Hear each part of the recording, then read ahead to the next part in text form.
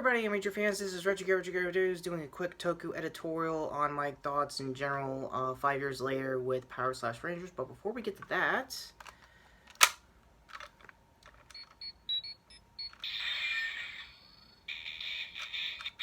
never get this timed right, but yeah, we'll do some actual official Power Rangers news and unofficial one with fan films.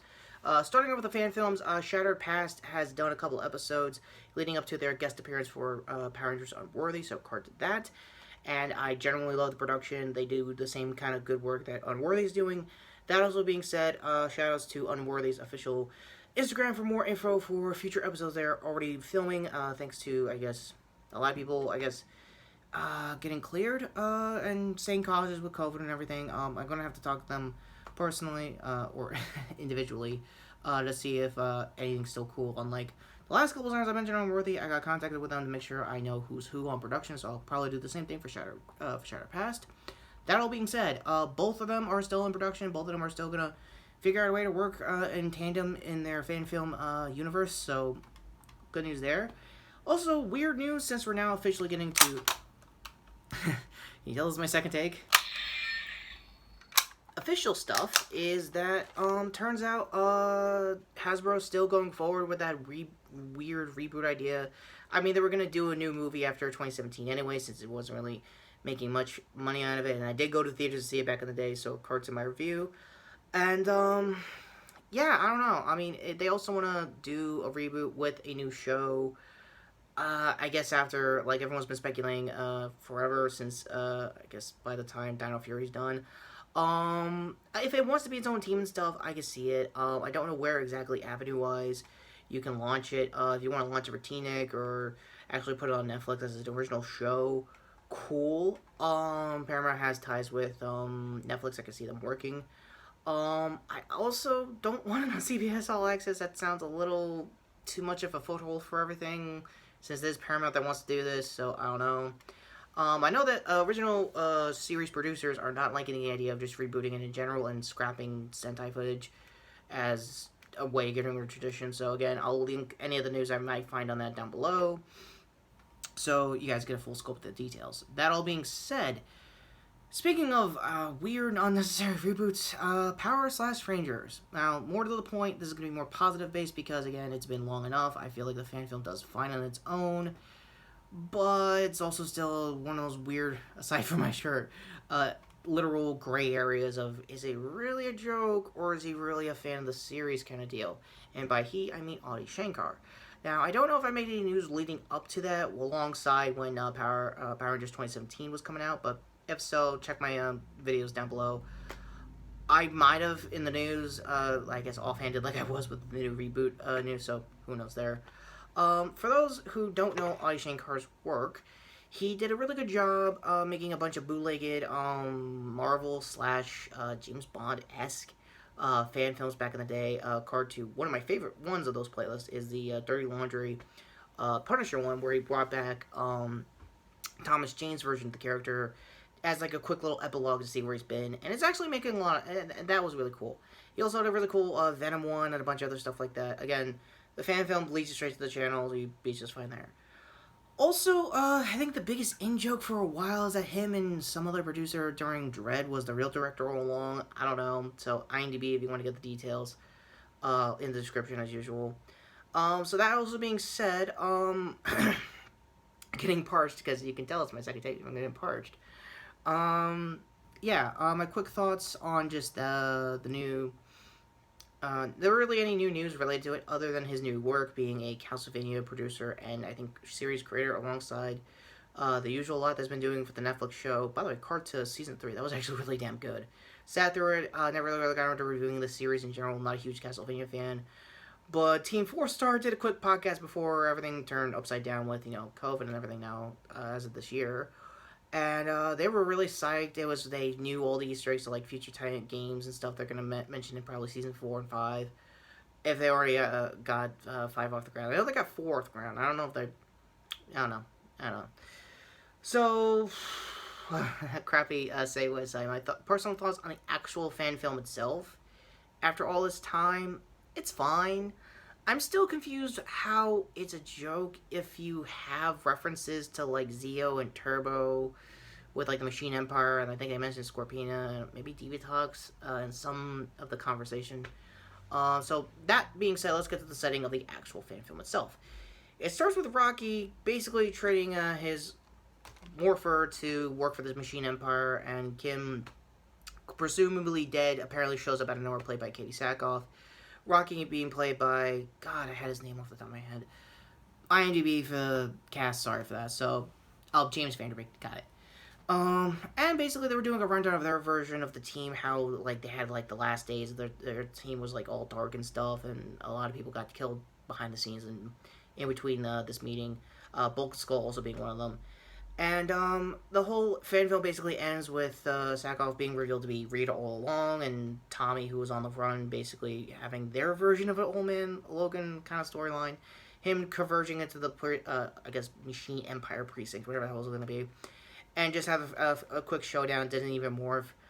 But there is somebody who did morph throughout all this, was Zach, who basically traded, not his morpher for anything else, just basically took it to Black Op kind of stuff, basically fighting for the next, like, thrill and, like, you know, weird job and stuff, I don't know. Freelance work, more or less, if we're going by action movie terms, basically like that. They referenced Billy being a tech billionaire, and I think one of the Easter eggs was him shaking hands with Audie Shankar, so I guess as a, in-character version of, like, I guess how the original Kamen Rider creator, man, I feel like an asshole saying that now, also showed up during Shin as, like, in, like, the operating room when Shin was coming out. I'm a huge Kamen Rider Shin fan, I just forgot his name. The creator of Kamen Rider. Oof, I am rapid-firing Toku than usual, I'm sorry for that. So, being an idiot, link down below. I'm gonna remember for the 50th anniversary, right? Anyway, so, like, overall thoughts on the actual fan film itself. It's not bad. The suits looked good. When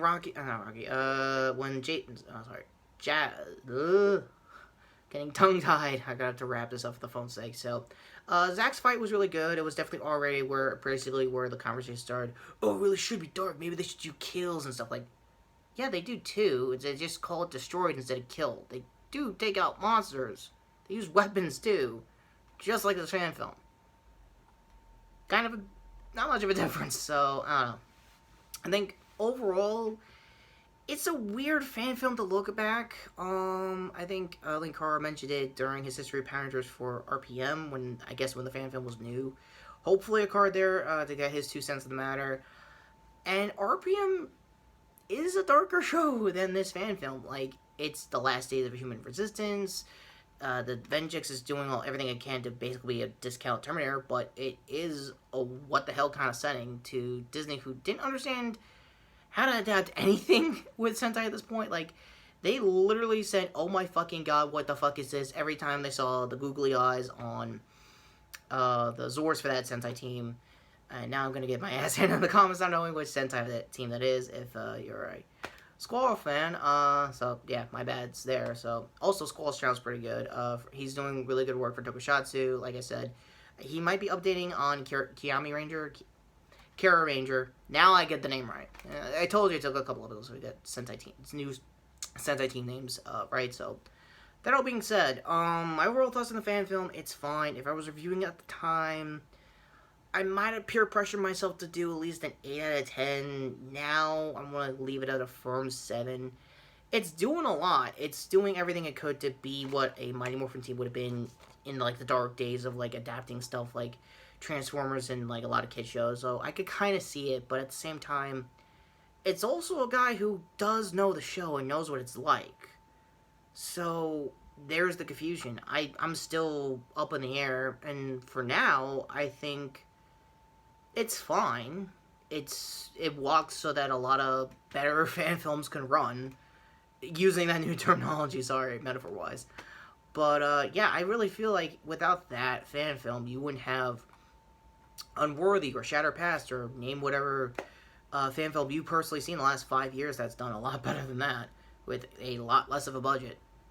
And what's really interesting is that Shankar went out of his way to get fan film or fan favorite, like, actors who would play these kinds of characters. Because Katie Sackhoff was basically not really mean, but, like, the biggest in-joke is like, oh, you could put her in anything and she would sell. And that's kind of true for, like, a good majority of the early 2010s. That was kind of the case.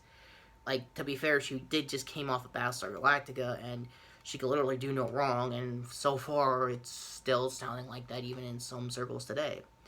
So, I don't know. It is really interesting to have Vanderbeek, of all people, to play Rocky.